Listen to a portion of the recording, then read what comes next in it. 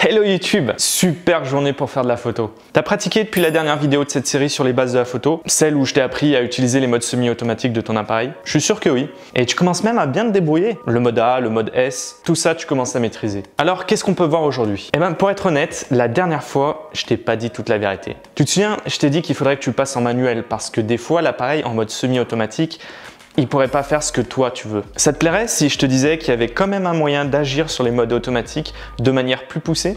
Allez, au menu d'aujourd'hui, on va encore parler lumière, les stops, la compensation d'exposition et les modes de mesure. C'est parti!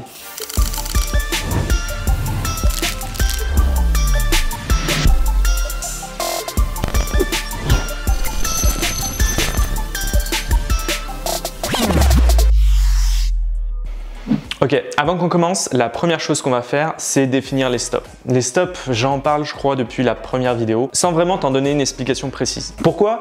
Parce que ça paraît toujours un petit peu compliqué aux débutants, alors qu'en fait c'est extrêmement simple. Mais devine quoi? T'es plus un débutant maintenant. So, it is time. It is time. Tout d'abord, petite notion de vocabulaire. Ce qu'on appelle un stop, on l'appelle aussi EV pour Exposure Value. IL en français, et des fois diaph. Et c'est un peu le problème et la raison pour laquelle beaucoup de gens comprennent pas vraiment ce que c'est. C'est que justement, ça ne doit pas être confondu avec le diaphragme. Un stop, c'est une unité de mesure de la lumière, mais une unité de mesure relative. Elle n'est pas absolue, dans le sens où elle n'est que la différence entre deux quantités de lumière qui peuvent elles-mêmes varier. Exemple, voici une source de lumière. Elle correspondra à notre lumière de base, elle sera donc à 0 stop. À partir de maintenant, on va plutôt utiliser le terme IL. On est donc à 0 IL. Attention, 0 c'est pas une quantité ici, c'est juste un point de départ. À chaque fois que je vais doubler la quantité de lumière, j'ajouterai plus 1 IL. Si j'ai 2 ampoules, j'ai donc plus 1 IL. Pour avoir plus de IL, il faut que je double la quantité de lumière précédente, et donc il me faudra 4 lampes. 3 IL, 8 lampes. Si j'avais voulu avoir moins 1 IL, puisqu'on peut aller dans le négatif, il me suffit de diviser la quantité de lumière émise par ma lampe par 2. Au final, l'IL, c'est l'unité de mesure qu'on va utiliser sur chacun des paramètres de notre appareil photo et qui servent à gérer l'exposition. Commençons par la vitesse d'obturation. Commençons avec la vitesse d'obturation. Je décide que de base, je vais exposer mon image pendant 1 seconde. Si je veux augmenter mon exposition d'un IL, je vais devoir exposer pendant 2 secondes. 2 IL plus 4 secondes. Si j'ai au contraire trop de lumière, à moins 1 IL, je devrais être à 1/500 de seconde. Évidemment, ton appareil est bien plus précis que ça et il ne t'oblige pas à doubler la quantité de lumière à chaque fois que tu touches un paramètre. Du coup, il augmente généralement par 1/3 de stop ou 1 demi-stop. Par exemple, si je monte d'un cran la monnaie de la vitesse d'obturation, après 1 seconde, tu as 1,3 secondes, puis 1,6 secondes, puis enfin 2 secondes. Pour l'ouverture, c'est là que les choses se compliquent. Enfin, ça se complique seulement si tu veux entrer dans les mathématiques. Parce que le problème, il est là. Lorsqu'on ferme l'iris, l'éclairement de la surface sensible, il n'est pas divisé par 2 comme on pourrait le croire, mais il est inversement proportionnel à l'ouverture. Ouais, bon, je t'évite les maths. D'une part parce que j'y comprends que dalle, et deux parce qu'on s'en balèque. Ce qu'il faut retenir, c'est qu'entre deux ouvertures, on divise pas par 2, mais on applique une racine carrée de 2. Si je veux diviser par 2 mon exposition et que je suis à une ouverture de f1,4, 1,4 racine carrée de 2 est égal à 2 à f2. J'ai donc divisé la quantité de lumière par 2 par rapport à 1,4. Je suis donc à moins 1 IL.